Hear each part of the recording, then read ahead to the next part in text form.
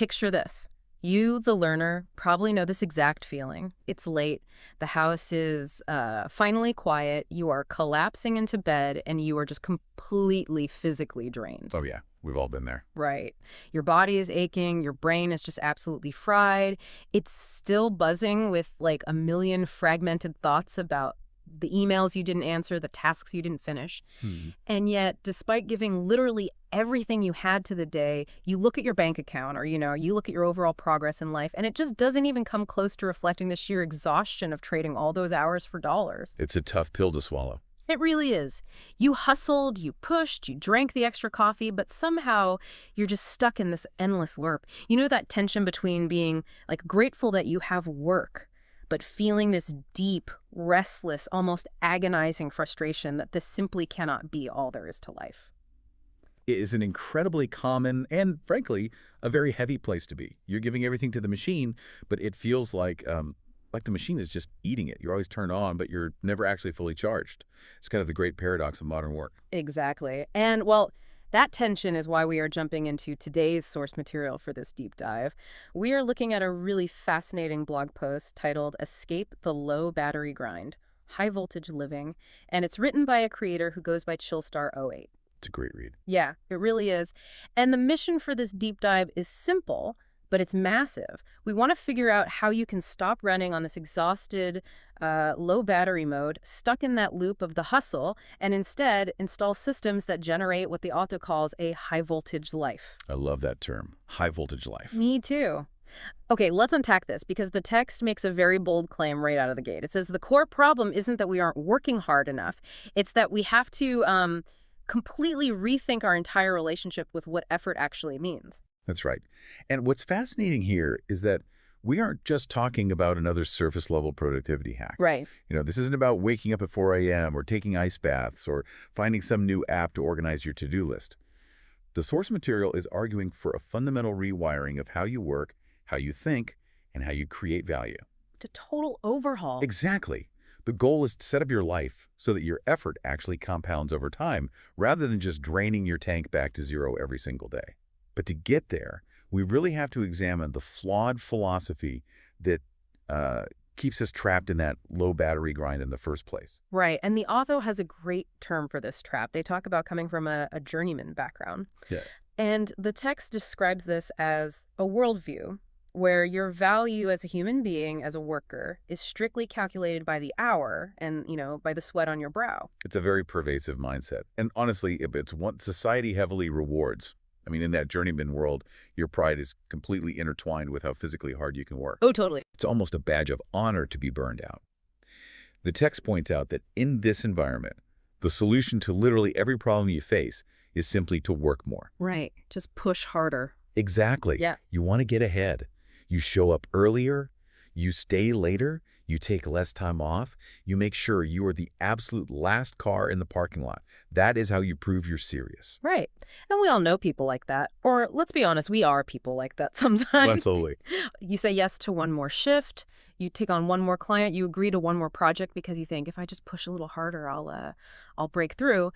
But the text highlights the massive physical and emotional toll this takes. It mentions feeling it in your shoulders, your lower back, your eyes literally burning from staring at screens or working under harsh shop lights. You are paying for that extra hustle with your sleep, your presence with your family, and just, your peace of mind. And that leads to what I think is the most brutal truth presented by Chillstar 08. And it's this. You cannot out-hustle a broken system. Working harder inside a bad system is just plugging more and more heavy devices into an overloaded electrical circuit until the breaker trips. Eventually, something burns out. And in this case, the thing that burns out is you. That shift in perspective is so validating. It shifts the blame from I'm not working hard enough to the architecture of my day is fundamentally broken. Yes, beautifully said. Because the text introduces this concept of the idling engine.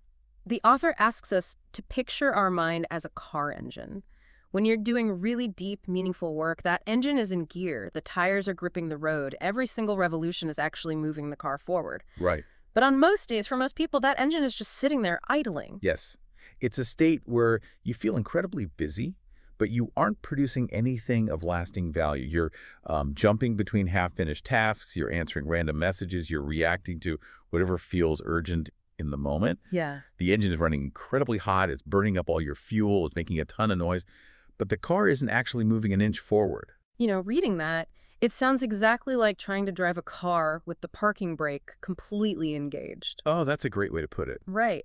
You can press the gas pedal all the way to the floor, which is, you hustling as hard as you possibly can, giving it everything. But because that brake is on, you're just destroying the engine without getting anywhere. You end the day with an empty tank and zero actual progress. That is a perfect way to visualize it. The effort is there, the energy expenditure is massive, but the forward momentum is zero. So logically, we have to figure out what that parking brake actually is. If hustling harder, pressing harder on the gas pedal isn't the answer, what is causing us to constantly stall out and just sit there spinning our wheels? Well, the text points the finger directly at the micro distractions that we just accept as a totally normal part of our day. The pings, the pop-ups, the quick scrolls. And the author reveals a truly alarming statistic to back this up. It's known as the 23-minute rule. Okay, yeah, this blew my mind. It's crazy. Research consistently shows that after you experience a distraction, it takes your brain around 23 minutes to fully return to your previous level of deep focus. Okay, wait. I have to push back on this on behalf of anyone listening who was as skeptical as I was when I read that. Is a 2-second glance at a text message, or just like swiping away a notification on my watch, really deleting almost half an hour of my brain power? That just seems extreme to me. Like the interruption is 2 seconds long. If we connect this to the bigger picture, yes, it really is that extreme, and the reason why is fascinating. The author refers to this concept as cognitive debt. Cognitive debt. Right. Think about what happens when you are doing complex, meaningful work. Your brain has to load up a massive amount of context. You're holding variables, abstract ideas, and structures in your working memory. It's like carefully building a very tall, very delicate mental house of cards. Oh, I see. When your phone lights up, or someone pops their head in your office to ask a quote-unquote quick question, that context shatters. The house of cards falls down. So it's not the time it takes to literally read the text message that costs you. It's the time it takes to rebuild that mental house of cards from scratch. Precisely. You aren't losing the 5 seconds it takes to read the message. You are losing the 23 minutes of deep, high-quality thinking while your brain struggles to re-enter that previous state of flow. Yeah. The engine has to slowly get back up to speed. Man. Now multiply that by every single time your phone pings, Right. every time you randomly check your email, every time you open a tab for a quick break that turns into a 20-minute scroll. Ouch. Yeah. You are accumulating massive amounts of cognitive debt. You are quietly draining entire hours of potential out of your week without even realizing it. That is the invisible tax keeping you in low voltage mode. Man, when you frame it as an invisible tax, it really stings. Because I'm thinking about my own day yesterday, and if I multiply every single notification by 23 minutes, I'm bankrupt. Yep. My attention is completely overdrawn. But the text also hints at something deeper here. It's not just that distractions happen to us. Sometimes we go looking for them, right? That's a crucial point. Why do we tolerate or even welcome the noise? Often it's an emotional regulation tactic. Really? Yeah. Deep work, the kind of work that actually builds a legacy, is intimidating. It requires confronting a blank page or a really complex problem. There is friction there.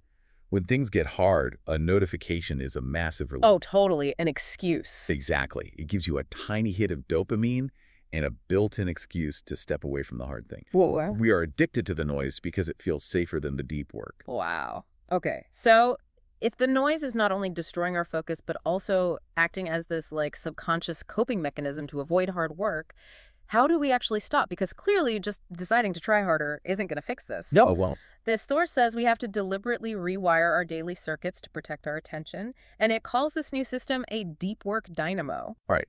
A deep work dynamo is essentially a set of hard boundaries and habits designed to protect your focus and convert your effort into actual tangible assets. But you can't build those boundaries until you know exactly where your attention is leaking. So the author suggests we first analyze our signal-to-noise ratio. Because not all activity is created equal. Exactly. Signal inputs are the things that actually move you closer to your legacy. Deep work, Yeah. learning a complex skill, building assets, or even just spending highly present time with your family. Right. Noise is all the reactive stuff. The random scrolling, the shallow busy work, the tasks that feel incredibly urgent in the moment but leave absolutely nothing of value behind at the end of the week. Okay, but signal and noise feel very subjective. I mean, it is so Mhm. easy to trick yourself into thinking that organizing your email folders is highly productive signal work when really you're just avoiding a bigger project. How do you actually measure that without lying to yourself? The author suggests a very confronting exercise. For one full day, you keep a time log. You track your activities in 15-minute blocks. Hmm. Yeah. At the end of the day, you go back through that log and ruthlessly mark each block as either S for signal or N for noise. Then you calculate the ratio. I'm not going to lie, that sounds incredibly tedious. Honestly, tracking my day in 15-minute increments sounds like it would just make me anxious. Does the author address how overwhelming that is? It is absolutely tedious, and it is designed to be uncomfortable. The text notes that most people are completely shocked by how little actual signal their day contains. I bet. But this isn't meant to be a permanent lifestyle where you live by a stopwatch. It's a diagnostic tool. It's an audit.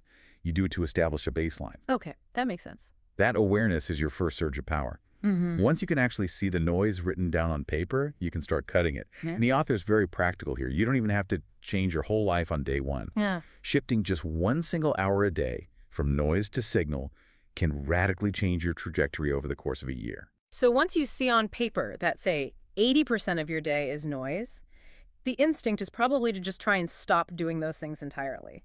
But that's not realistic, right? You still have to answer emails, you still have to take calls, you still have to do the admin work. How do you handle the necessary noise without it constantly interrupting your signal? That is where the concept of batching comes in. The author uses a great analogy from the electrical trades. The rule is you group similar tasks together instead of scattering them randomly across your entire day. Okay. Instead of keeping your inbox open all day and paying that 23-minute cognitive debt every single time a message arrives, you batch all your emails into one or two highly focused 30-minute sessions. You batch your phone calls, and most importantly, you batch your creative work like writing, planning, designing into uninterrupted blocks where your brain can stay in one gear. Here's where it gets really interesting because, wait, thinking about batch, like, this is basically just doing laundry, isn't it? How do you mean? Well, you wouldn't take off one single pair of dirty socks, walk them all the way to the washing machine, run a full 45-minute wash cycle, dry them, fold them, and then go back to your room, find one dirty t-shirt, and start the entire 45-minute process over again. Right, right. You would never do that. It's an insane waste of water and energy. You let the clothes pile up and you batch them into loads. So why in the world don't we do that with our brain power? Why are we doing mental laundry one sock at a time? That is exactly it. Switching tasks constantly is the mental equivalent of running the washing machine for a single sock. It's a massive waste of cognitive energy. Batching is how you stop paying that invisible tax. It keeps your mental engine in the right gear long enough to actually produce something. So once you've done the audit and once you've started batching your noise to reclaim those lost hours, what exactly are you supposed to do with that reclaimed time? It's not just about having an extra hour to watch TV. The text introduces the absolute crown jewel of this entire system, and they call it the sovereign hour. Yes. The sovereign hour is a daily, strictly protected 60-minute block where your attention belongs to you and only you. Yeah. It is uncompromising. Exception. No exceptions. No phone in the room, no pings, no open browser tabs that aren't essential, no requests from anyone else. And the math on this is what really struck me. 1 hour a day might not sound like a huge life-altering commitment, but the text highlights that one sovereign hour a day equals 365 hours of focused creation a year. Think about that. Assuming a standard 40-hour work week, 365 hours is the equivalent of working full-time for over 2 straight months, completely uninterrupted. It is staggering when you put it like that. Yeah. Think about what you could do with over 2 months of highly focused effort. That is an entire course built from scratch. That's a book drafted. Right. That's a business launch or a complex new skill mastered. Yeah. And you can achieve that without having to quit your day job or abandon your current responsibilities. It's about small, protected circuits of focus powering a massive transformation. But the text is very specific about what this time should be used for. It's not for catching up on household chores, right? It's for building what the author calls a digital legacy. Yes. And this is the core of escaping the low battery grind. A digital legacy consists of assets that live online and work for you even when you are off the clock. Okay, can we break down the mechanics of that? Because I think the term digital legacy can sound a bit abstract. How exactly does this unlink your time from your money? It comes down to the concept of scale without additional effort. Okay. In the journeyman mindset, if you want to make twice as much money, you have to work twice as many hours. If you're a consultant, you can only be on the phone with one client at a time. Right. But a digital asset, say, an ebook, a template, a recorded video course, or some kind of software tool scales independently of your physical effort. If you spend 20 hours during your sovereign hours writing an incredibly valuable guide, it takes the same amount of your time, whether 10 people buy it or 10,000 people buy it. The asset does the heavy lifting while you sleep. And I think it's so important to ground this by looking at who the author actually is, because it's very easy to hear build a digital legacy and unlink time for money and assume this is being written by some 22-year-old tech bro who has zero responsibilities, lives in a fancy apartment, and, codes in his sleep. Exactly. But look at Chillstar '08's bio at the bottom of the text. She is a wife, a mom, and a grandmother. That completely changes the context, doesn't it? She isn't just spouting abstract theory from a vacuum. She is applying this to a very full, very real life with deep responsibilities. Exactly. And the text details exactly how she does it. She runs what she calls a faceless digital freedom business. She also runs a luxury travel service. And she uses automation to build this online income so she can support a soft life, one that prioritizes financial freedom, time freedom, and location freedom. And we should clarify what she means by a faceless digital business because it removes a huge barrier for a lot of people. Oh, absolutely. You don't have to become an internet personality or a dancing social media influencer to build a legacy. She builds businesses where the product is the star, not her face. She also utilizes business models where she acquires the legal rights to sell existing high-quality digital products as her own, which is sometimes called master resale rights.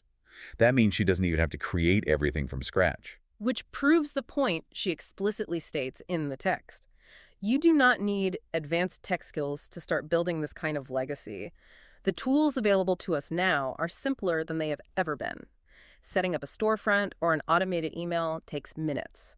The barrier to entry is not technology. The barrier is focus. As she writes, the hard part is creating the space to actually build something that lasts.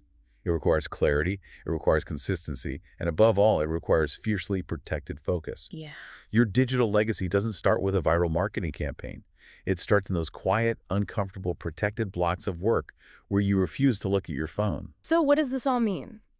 If we pull all these threads together, we are really looking at a complete roadmap for an identity shift. It's a journey from being a burned-out journeyman, sitting in a car with an idling engine, pressing the gas, but going nowhere because of the parking brake of cognitive debt, to becoming an architect.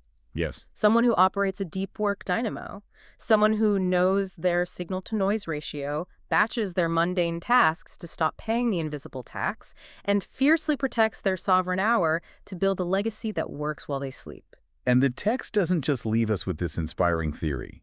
It ends with a very bold challenge, straight from episode 12 of Monday Mindshift. It challenges you to stop waiting for permission and stop waiting for that magical, perfect time when things will slow down, because they won't. Yeah, the challenge is immediate. Set a timer for 60 minutes today, not tomorrow, today. Take your phone, physically remove it from your reach, and put it in another room.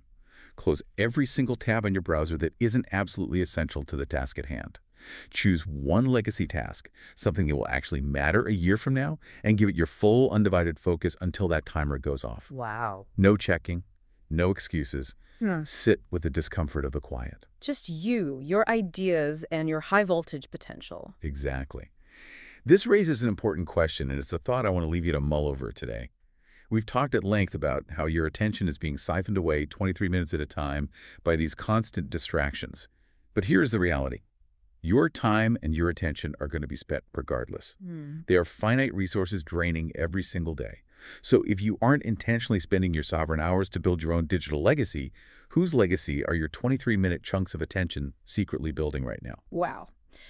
Are you building your own life, or are you just generating ad revenue for a social media company while you run on an empty tank? It brings us right back to where we started. You do not have to end your day collapsing into bed, physically drained and mentally fried with nothing to show for it but an aching back and an empty battery. You have the power to flip the switch. You just have to decide to claim that territory for yourself. Hit that timer, hide that phone, and start building.